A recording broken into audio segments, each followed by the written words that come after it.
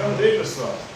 Vamos dando continuidade ao nosso estudo da filosofia moderna. Hoje nós vamos conhecer um filósofo moderno chamado Erasmo de Roterdã. Viveu aí de 1466, portanto ele nasceu no século XV e viveu na transição aí do século XV para o século XVI, porque ele morre em 1536 depois de Cristo. E ele vai dizer o seguinte: não saber nada é a vida mais feliz. Aqui ele vai seguir a tradição religiosa. Ele escreve a sua obra, que é a principal obra, chamada Elogio à Loucura.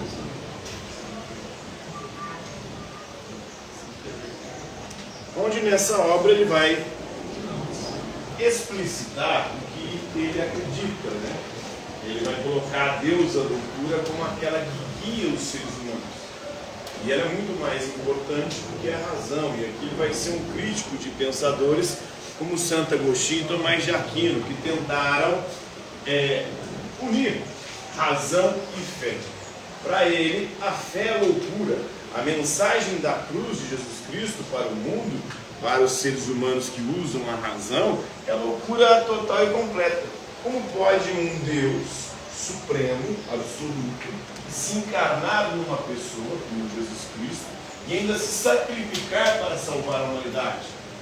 Isso, para a razão humana e para a filosofia de tradição grega, é uma loucura. É algo completamente inconcebível. É algo completamente absurdo. E aí nessa obra ele vai mostrar que uma loucura ela guia todas as nossas ações. Se a gente for pensar bem, tudo que a gente faz, de alguma forma, é uma loucura. É a loucura que guia os seres humanos na perspectiva e no pensamento de Erasmo de Roterdã.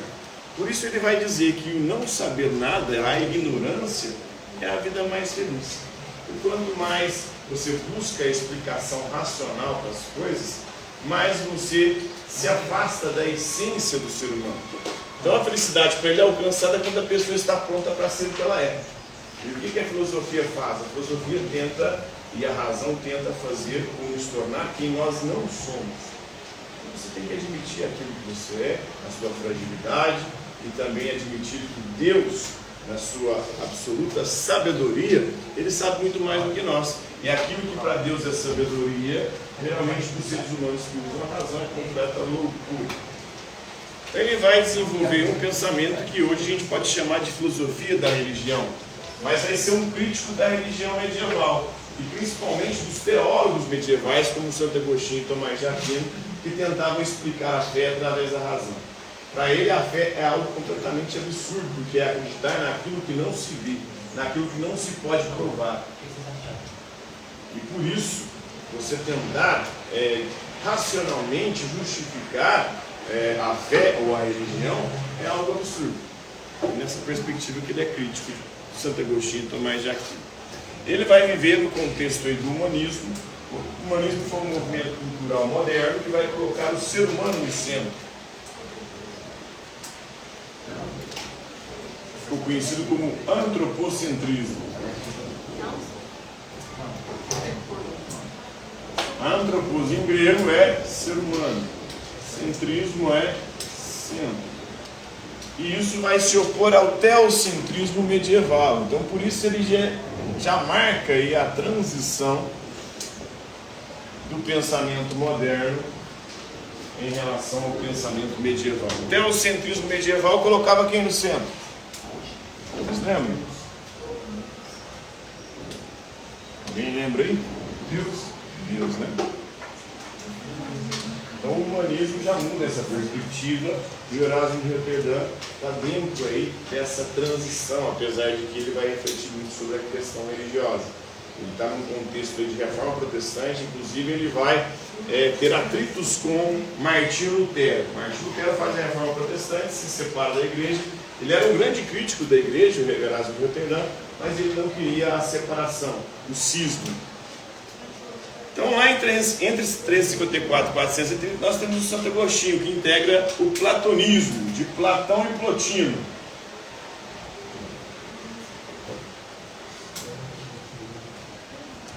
Ao cristianismo.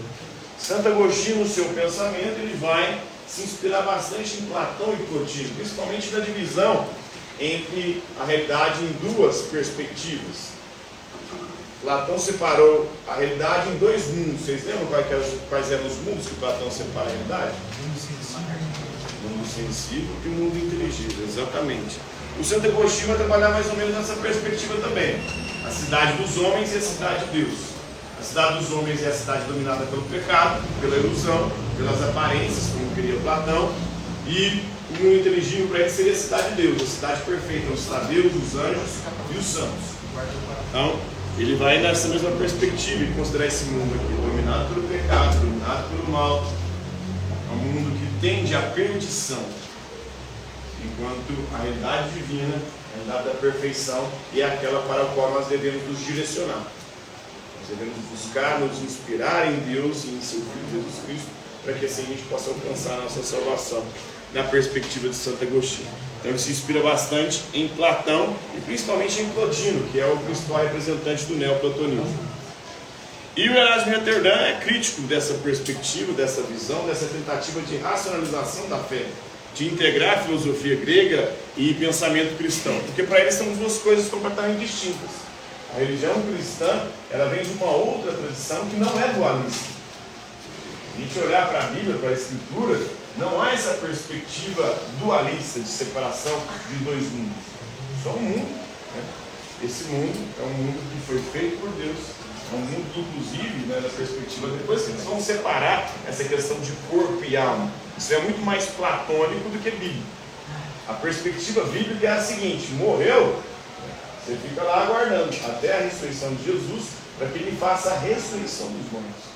Mas depois a teologia, principalmente inspirada em Platão, que vai fazer a separação e dizer o seguinte: quando a gente morre, sua alma vai para o céu, vai para o inferno, e depois fica aguardando o retorno de Jesus Cristo.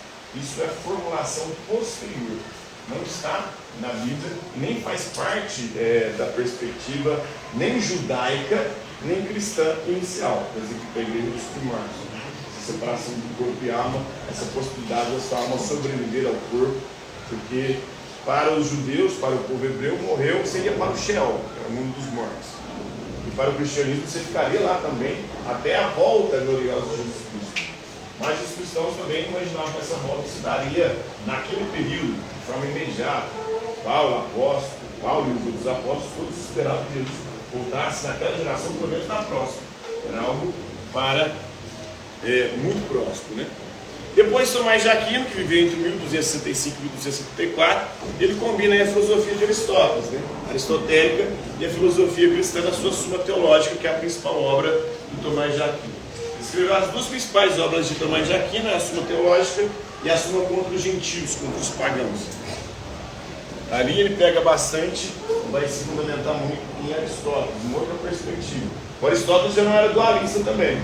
Aristóteles, nessa perspectiva aqui, difere bastante de Platão. Platão dizia que a essência, a verdade sobre as coisas está no mundo inteligível. Já para Aristóteles só existe esse mundo que tem uma divisão. Ele vai diferir ali matéria e forma, substância e acidente, para dizer o seguinte: a essência está na própria coisa e não numa outra realidade. A verdade sobre as coisas está além das aparências, que seria ali os acidentes. O Tomás de Aquino vai ir mais ou menos nessa direção, vai tentar também provar de forma racional a existência de Deus, o que para Erasmo de Roterdã é um absurdo. Por quê? Porque Deus é algo completamente inconcebível para a razão humana. Então não tem como você explicá-lo nem provar que ele existe de forma racional. É algo que depende exclusivamente da fé, e a fé é justamente acreditar naquilo que não se viu. Se for possível provar que Deus existe, não é necessário mais a fé. Por isso que é um absurdo, se a gente pensar na perspectiva de Erasmo de Roterdã, a galera que hoje tenta provar que Deus existe. Muita gente tentando provar aí o design inteligente, né? Ou que Deus existe usando a ciência ou a razão. Para isso é absurdo, porque o dia que você conseguir provar isso, tem aquele filme, né, que vem de um livro, que é Deus Não Está Morto. A galera tenta provar que Deus existe. Aquilo é um completo absurdo. Porque se for possível provar que Deus existe pela razão ou pela ciência, a fé se torna desnecessária. O próprio Paulo, em suas cartas, diz o seguinte: a fé é você acreditar naquilo que não se vê. A fé, ela só é necessária nesse mundo, no mundo não será mais necessária, porque lá você verá Deus face a face. Ou seja, não vai ser mais preciso provar que Deus existe.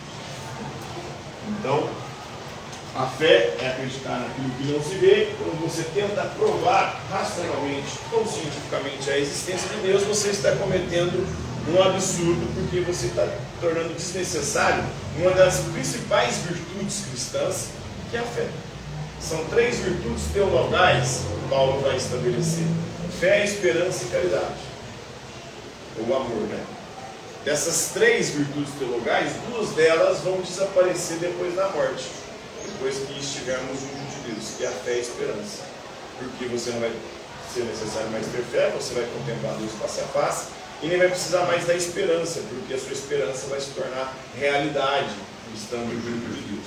Agora o amor permanece, porque Deus é amor na perspectiva cristã. Então ele vai tretar o Erasmo de Roterdã com Martim Lutero. Martim Lutero, que em 1517 publicou as suas 95 teses, protestando aí, por isso a reforma protestante, contra os abusos do clero, da Igreja Católica. Lembrando que a Igreja Católica, nesse contexto, vivia numa situação de completa corrupção. Tinha a venda de indulgências, que é uma das coisas que Martim Lutero vai criticar. O que era a venda de indulgências, vocês lembram? Perdão dos pecados, né? Se as pessoas fizessem doações para a igreja, ela concedia indulgência. O que é indulgência? É o perdão dos pecados. Podia ser plena ou parcial. Ainda até hoje tem essa prática na igreja, mas hoje essa prática está mais associada a ações que você faz. Se você fizer uma oração, se você fizer, né, o Papa fala, concedei indulgência parcial, né, plena, se você fizer isso, aquilo, já não é mais mediante a concessão de dinheiro. Mas naquela época que era quem doava dinheiro para a igreja, principalmente para a construção das basílicas, você ganhava o perdão dos pecados, né, a indulgência. Mas tinha também a simonia, que era a prática de vender objetos sagrados. Venderam tantos pedaços da cruz de Cristo naquela época, que dava montar a Arca de Noé. Também tinha a venda de cargos religiosos, havia muita corrupção, né? Você ser um cardeal, você ser papa naquela época, você ser um bispo, era tudo cargos políticos. E esses cargos eram vendidos. E naquela época havia uma tremenda corrupção e os papas eram extremamente promíscuos. A Basílica de São Pedro, né, ali onde ficava o Papa, ali na região do Vaticano, aquilo ali era um prostíbulo praticamente. Tinha práticas sexuais ali, né, papas e cardeais, né, tanto práticas heterossexuais quanto homossexuais. Papas que tinham esposas, filhos, famílias, e tudo isso escondido, né? Era uma corrupção total da igreja. O Martim Lutero visitou lá, por um tempo lá, e viu todas essas práticas e acabou, né, criticando a igreja e se opondo também a alguns pontos doutrinais.